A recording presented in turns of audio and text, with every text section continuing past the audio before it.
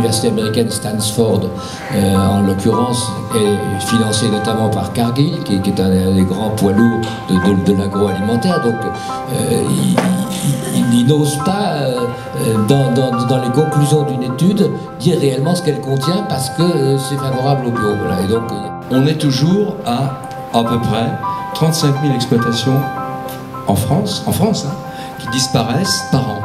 Ça veut dire une toutes les 20 minutes.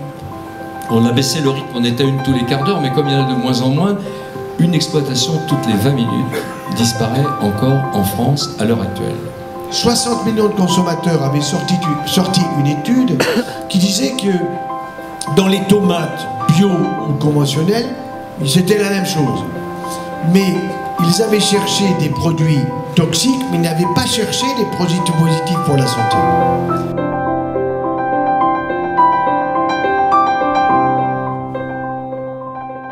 Et j'espère qu'un jour, enfin en France, on commencera, parce que si on veut se sortir du désastre annoncé dans lequel on est, il faut commencer par ses fondamentaux, c'est-à-dire par initier nos petits au respect du vivant. 1 kilo d'azote, c'est 2,4 litres de pétrole. 2,4 litres de pétrole. C'est-à-dire que quand on produit un hectare de maïs ou un hectare de colza, on commence par étendre sur la parcelle, je schématise à peine, entre 600 et 1000 litres de pétrole à l'hectare. Mais alors la viande de Roumanie, elle n'était pas roumaine, elle venait de Suède.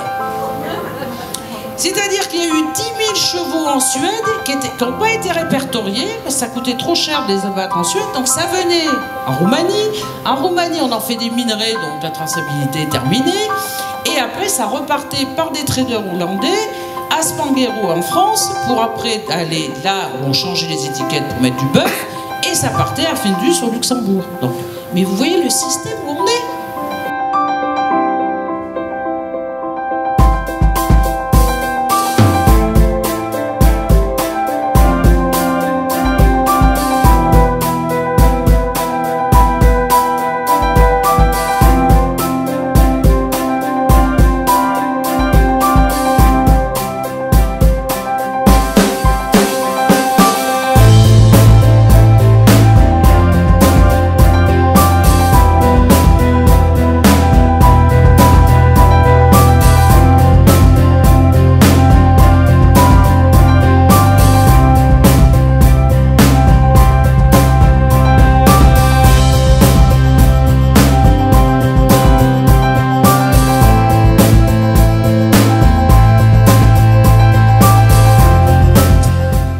La biodiversité, c'est pas seulement la préservation des espèces et espaces sauvages.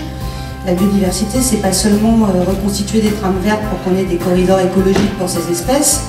La biodiversité, c'est aussi la diversité biologique des espèces cultivées et des espèces élevées. Et aujourd'hui, c'est un véritable enjeu. On reconnaît un droit à l'agriculteur de semer le grain récolté à condition qu'il paye ce qu'ils ont appelé une rémunération équitable au sélectionneur, à celui qui a élaboré la variété.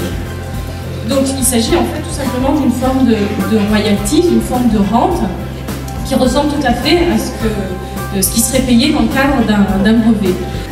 Mais seulement, quand vous voyez un beau paysage, du silence, de l'air pur, etc., ça ne figure jamais dans un bilan. Jamais.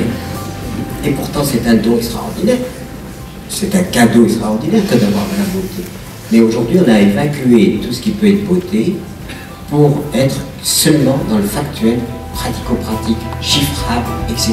Et on étouffe de ça. On étouffe. And that is where the criminalizing of seed saving comes into the picture. That if you want to share, you want to give, that's being a criminal.